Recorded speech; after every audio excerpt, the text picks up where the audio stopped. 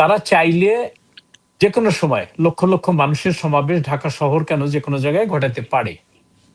যেহেতু তারা বিচ্ছিন্ন আছে এবং যে মবের সংস্কৃতি চলছে, তার পাশাপাশি আমাদেরকে মাথায় রাখতে হবে যে প্রায় 450 থানা লুট হয়েছে অগ্নিসংযোগ করে, তার অস্ত্রগুলা জঙ্গি সন্ত্রাসীদের হাতে গেছে।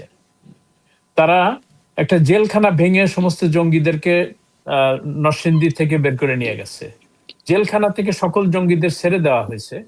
পাকিস্তান থেকে একের পর এক জাহাজ ভর্তি কি আসছে আমরা জানি না।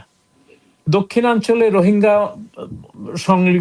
কি বলে সন্ত্রাসী যারা আছে, আরসা আছে, অন্যান্য সংগঠন সলিডারিটি, রোহিঙ্গা সলিডারিটি, তাদের কাছে প্রচুর অস্ত্র।